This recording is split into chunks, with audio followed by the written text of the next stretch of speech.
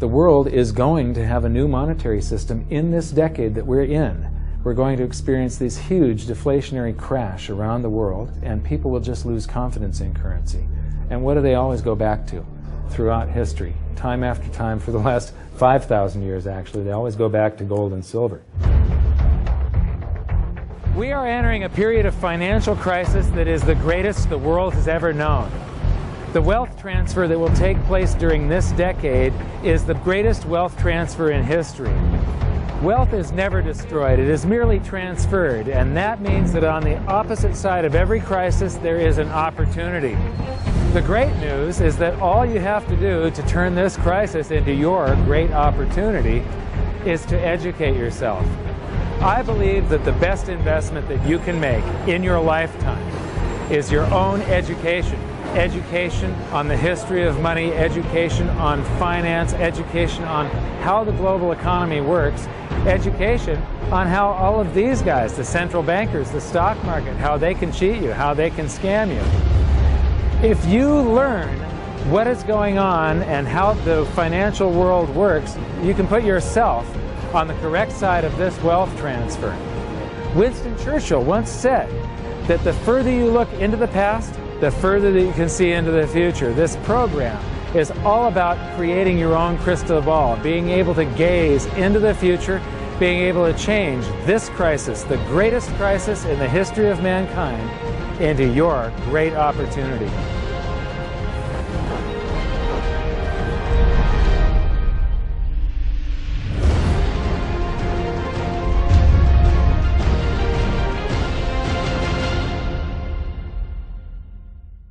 So it all started back in 1999 when my sister and I hired a financial planner to help my mother with her assets, and we gave him control of the family's assets, and in the next year and a half he lost 50% of what she had.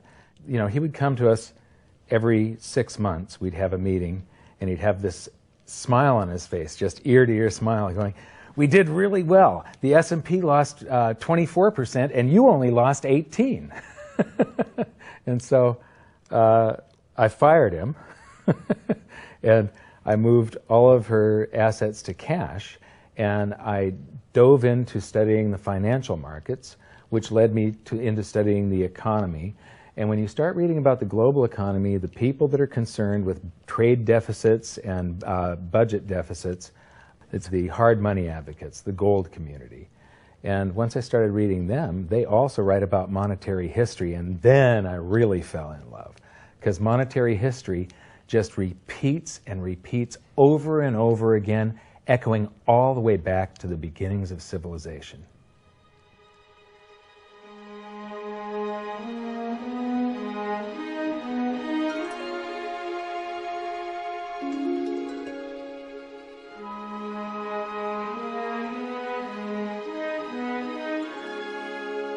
Gold and silver have been the predominant currencies for about 5,000 years, but it wasn't until somewhere between 680 BC and 630 BC that they became money.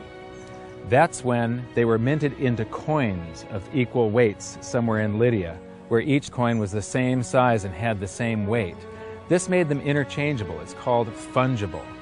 At that point, they became useful as a unit of account, a measurement. You could price a good or a service in those gold or silver coins in a certain number of them. And it was always the same for anybody whenever they were buying that good or service. But it wasn't until they made their way to the world's first free market society, the prototype of democracy, the cradle of civilization, Athens, that they exploded in use.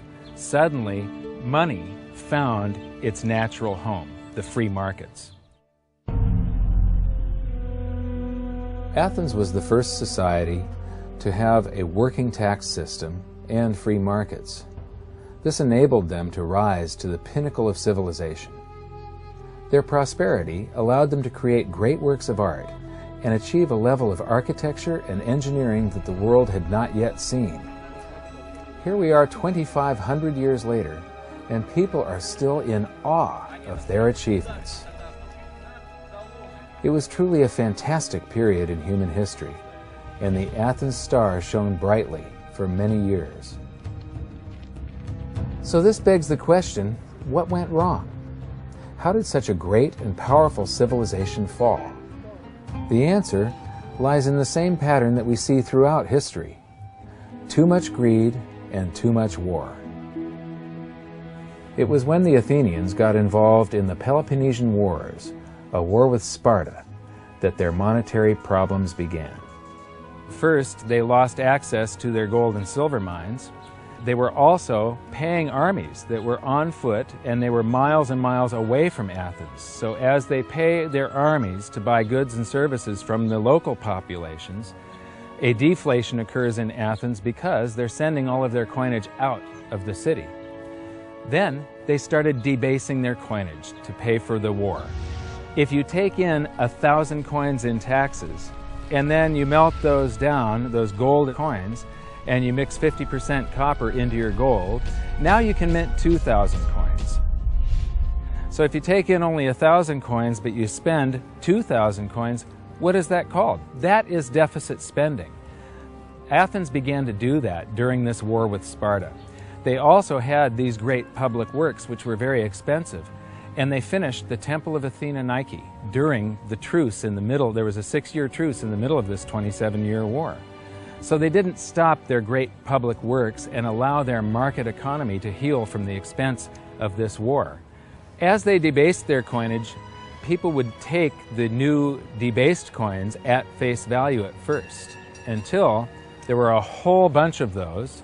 And there's something called Gresham's Law, where people tend to save to keep the thing that's rare, and they spend the thing that's common into circulation first. So all of the gold and silver coins started to disappear from circulation and become quite rare, and it was just these copper coins. Suddenly, it took a whole bunch of copper coins to buy a gold or silver coin, one of those old gold or silver coins. This is the first time that gold or silver ever had a price. Before that, everything was measured in a weight of gold and silver. So a large factor in Athens' downfall was the expense of war, the expansion of empire, the debasement of their currency, the eventual inflation that was caused. They minted these coins until they became nothing but flecks of copper. This was actually the world's first hyperinflation. And what it did was it financially debilitated Athens to the point where in 404 BC they surrendered to Sparta. And eventually they became nothing but a satellite of Rome. The thing that amazes me is how history just keeps on repeating and repeating and repeating, and we never learn from all of our stupid mistakes. We just repeat the same stupid mistakes over and over and over again. Today we are doing the same thing that the Athenians did that caused the loss of their great culture. We're doing the same currency debasement. We're doing the same deficit spending, and it's for the same reasons. It's for war, and it's for great public works. The interesting thing about the Peloponnesian War was how it started. I would say one of the interesting parallels is that it started really with Athens at its height and with a level of hubris that set them down the road towards ruin. Perhaps they felt that they were, superior, couldn't make a mistake. Exactly. They knew better. Exactly. And they ended up destroying their society as a result. It's a road that we're going down today, right? I think absolutely. Yeah. There was a play written shortly after the Peloponnesian Wars about the worthlessness of the copper flecks that were their coinage at the time. So we go from gold and silver, very high value money, to a currency that has a face value. And it's the first example that I can find in history where a war and great public works were being funded through deficit spending. What you've just seen is the first recorded example of one of the most predictable hidden secrets of money, the 7 stages of empire. It's a long-term cycle that echoes throughout history right to this very day, and is basically a societal pendulum that swings from quality money to quantity currency and back again to quality money. It always plays out in 7 stages. It always ends with gold delivering a knockout blow to debased currencies. And it goes like this. Stage 1. A country starts out with good money, which is either gold or silver, or it's backed by gold or silver. Stage 2. As it develops economically and socially, it begins to take on more and more economic burdens, adding layer upon layer of public works. Stage 3. As its economic affluence grows, so does its political influence, and it increases expenditures to fund a massive military. Stage 4. Eventually, it puts its military to use, and expenditures explode. Stage 5. To fund the war, it steals the wealth of its people by debasing their coinage with base metals, or by replacing their money with currency that can be created in unlimited quantities. Stage 6. The loss in purchasing power of the expanded currency supply is sensed by the population and the financial markets, triggering a loss of faith in the currency. Stage 7. A mass movement out of currency into precious metals and other tangible assets takes place. The currency collapses, and gold and silver rise in price as they account for the huge quantity of currency that was created. This process transfers massive wealth to those who had the foresight to position themselves beforehand in real money, gold and silver. You know, our monetary system basically steals from the poor and middle class and transfers the wealth to the banks. We see this throughout history, and it's just repeating over and over again. What's happening in Greece right now is basically the same thing that was happening back in 407 BC. The deficit spending to fund all of these public works and the debasement of their currency supply caused them to become nothing but a satellite of Rome. Today, they're becoming nothing but a satellite of the banks. Well, the idea of Gresham's law is simply that people are going to hold on to what's value and spend what isn't valuable. Way back in my youth, I was 11 years old when we went from a silver-based monetary system to a purely fiat system. People saw that silver was money, they got used to it, they didn't really think about it. And in 1965, under President Johnson, he basically said, well, silver's too valuable to be money. We're going to just start putting out these substitutes, which were what we call cupro-nickel coins. They were nickel, they were copper plated with nickel at the time. And of course, the metal value was far less. And I understood that as a kid, and yet very few adults really seemed to get the idea of what was really going on. There were a few, and it only takes a few. And of course, the Gresham's law took effect, so the currency came out of circulation rapidly. It's very interesting to me, you know, knowing monetary history fairly well, is they're always, you know, put out in silver-looking or gold-looking form. I mean, in most cases, you'll have, in fact, they look rather interesting. I mean, some of them are like silver on the inside and gold on the outside. With the look, they have no value at all, really, other than melt value of pot metal. To me, it's sort of at a subconscious level. Why are they making them gold-colored? Why are they making them silver-colored? I think there's an inherent knowledge in the human species that knows that gold and silver have value. So if they look in their pocket and they see something gold-colored or silver-colored, it gives them kind of a warm, fuzzy feeling. And it's like, oh, yeah, you know, but there's no value in these coins, really.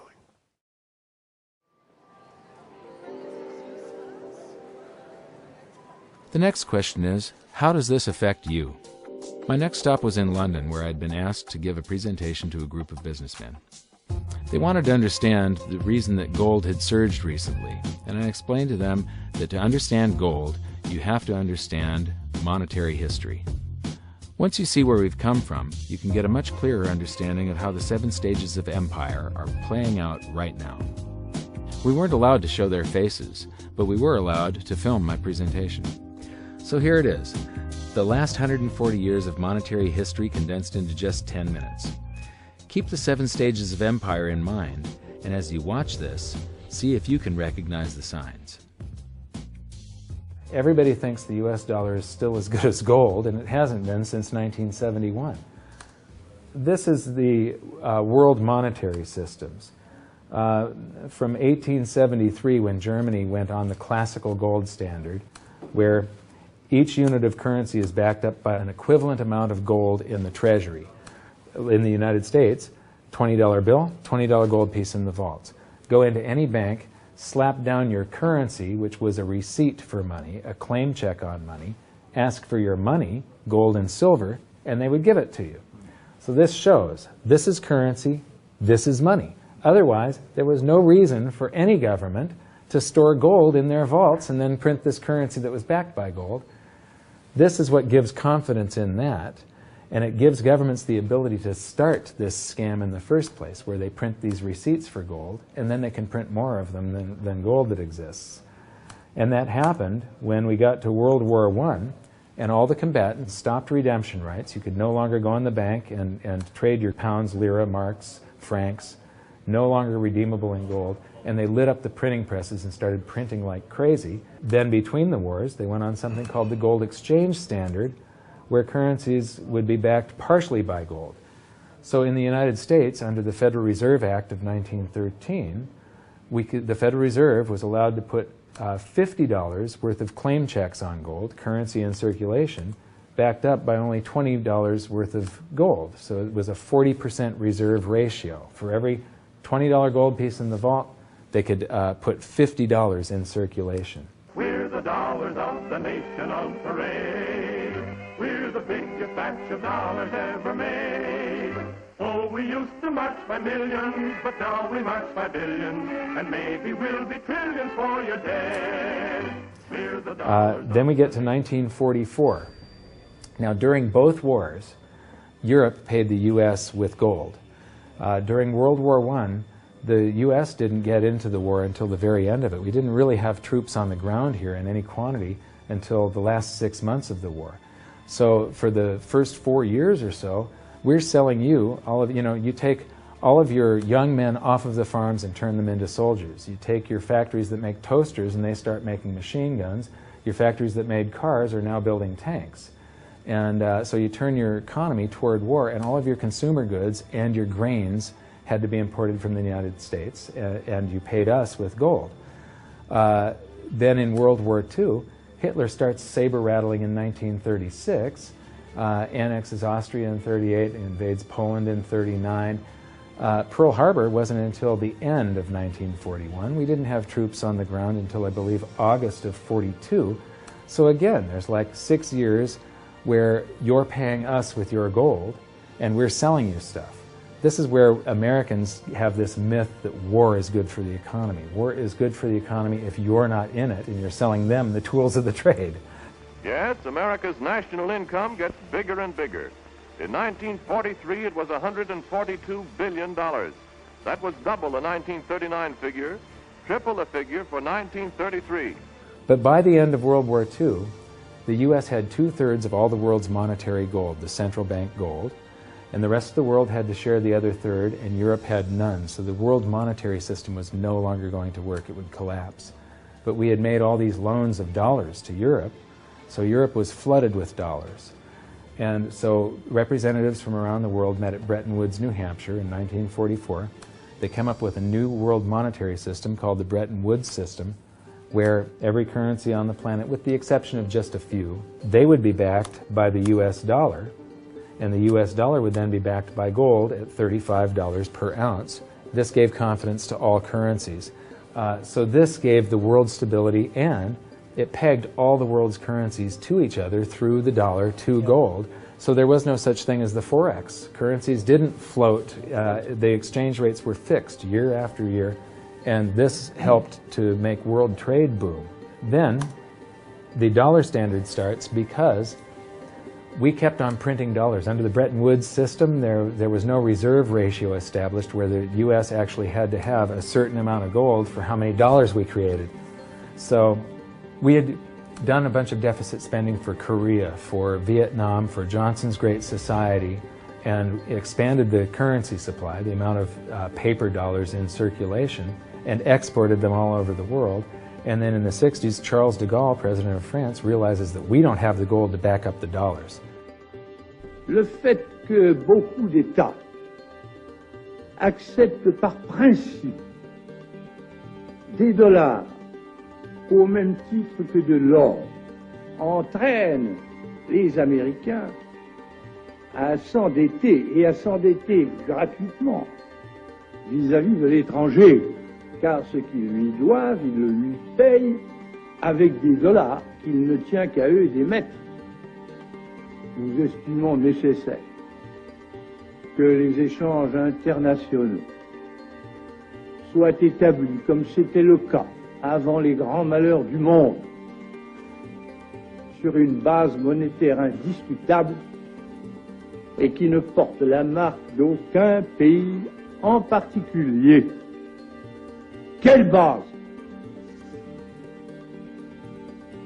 En vérité, on ne voit pas qu'il puisse y avoir réellement de critères, d'étalons autres que l'or.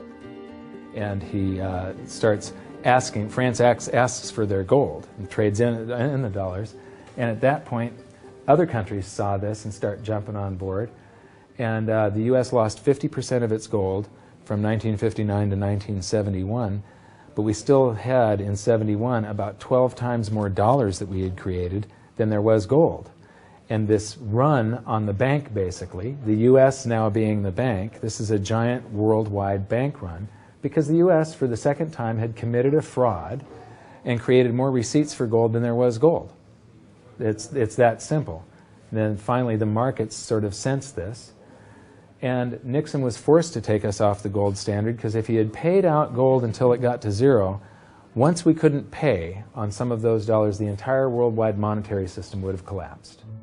I have directed Secretary Connally to suspend temporarily the convertibility of the dollar into gold or other reserve assets, except in amounts and conditions determined to be in the interest of monetary stability and in the best interest of the United States. In full cooperation with the International Monetary Fund and those who trade with us, we will press for the necessary reforms to set up an urgently needed new international monetary system. And on August 15th, 1971, all the world's currencies became fiat currency. I don't know why the rest of the world didn't rush out and hang him, but they didn't. They just all went along with this. To our friends abroad, I give this assurance. The United States has always been and will continue to be a forward-looking and trustworthy trading partner. There have been thousands upon thousands upon thousands of fiat currencies throughout history, and there isn't one that survived. It is a 100% failure rate. And we started this experiment where all the world's currencies would be fiat currencies simultaneously in 1971. But what we have here, 30 to 40 years, different monetary system, 30 years, 28 years, 39 years plus, what's next? The world is going to have a new monetary system in this decade that we're in. We're going to experience this huge deflationary crash around the world. The world will probably end up on some sort of new monetary system, probably after governments try and print their way out of this and cause hyperinflations of all the currencies, and people will just lose confidence in currency. And what do they always go back to throughout history? Time after time, for the last 5,000 years actually, they always go back to gold and silver. In a world of floating currencies, and that's what all national currencies are today, they bob up and down relative to each other, but they're all sinking relative to gold. That includes the dollar as well as the euro and the British pound and all the others. They're going to continue to lose value, continue to lose purchasing power. Personally, I don't think there's any way of avoiding what is coming. There's no way to fix it right now. There's only a way to either let it wipe you out or to benefit from it. And I want to make sure that it's not just a few of the big investors in the world that are ending up with all the cookies. I want to make sure that there's as many small investors as possible that are benefiting from it, because that's what makes society run. Middle class, small investor. One of the biggest challenges for human beings is that physiologically we are designed to operate in recency. You know, the fight or flight response is literally in my cells, literally. And so that when I'm in the wild, it's about I need to look for something to eat or make sure I don't get eaten. And how that translates into the modern world is that we think only about what's happening immediately in front of us. And so we think a long time is last week. In the world of YouTube and Facebook and instant messaging, we think 3 seconds is a long time. Like, did you get the post already? I already posted it. And the reality is that if you look at history, and I don't mean a week, I don't mean a month, I mean decades, I mean 100 years, I mean a couple of 100 years, I mean more than a couple of 100 years, you can start to see some patterns. You can see some things that are going on because history repeats itself. There are some trends and there are some movements that you can learn from. And you literally have to go outside of your human instincts to look at history, because we just want to focus on right now, because as I said, that's about either eating or being eaten. So we've got to go beyond that, and that means not just focusing on the here and now, but learning some real powerful stuff from what's happened, because there just might be some indicators there as what's going to happen in the future. Now, the 7 stages of empire, just as a reminder, started with sound money, and then a country adds layers of public works and social programs, and then develops a massive military, and then puts that military to use, and to pay for the war, it debases its currency supply, which causes a loss of faith in the currency, which then leads to a currency crisis, and gold does an accounting of the expansion of that fiat currency supply that happened over all those years of the first 5 stages. We are in the 6th and beginning the 7th stage. Gold started the accounting in the year 2001. It was $250 then, but we're still in the very early stages of this. Well, that's right. I think one of the problems with gold is people just don't understand it. I mean, for one thing, it's sort of been banished from the curriculum for 35 years. We have going on 2 generations of academics and scholars who have never studied gold. Unless you're a specialist in economic history, you can go back and look at it. Now, when I was in university and even when I was in graduate school in economics, we were still on the gold standard in some form. It was fairly attenuated, but when you studied the IMF and you looked at how they present the finances of a country and the breakdown of the reserves and you know, the capital accounts, gold was a line item in the capital account, and you had to understand how it, what role it played and how it you know, could equilibrate in terms of balance of trade. Well, that's gone. The IMF, you know, Nixon went off the gold standard in 1971, and bright young economic students just don't understand gold. They think it's a joke, or they think it's maybe a commodity trade or a momentum trade. They don't understand that it really is money par excellence. So now we've learned that money was born in roughly 630 BC when it became fungible. It was free markets and sound money that led to Athens' great prosperity. But debasement of their money for deficit spending on war and public works played a large role in their demise. Over the past 140 years, we've debased our own currencies to the point where 2 generations of scholars don't even understand gold. We learned about Gresham's law and that bad money drives out good. In recent history, there has been a new monetary system roughly every 40 years. And we've learned that we are in the 6th stage of the 7 stages of empire. So that's it for this episode.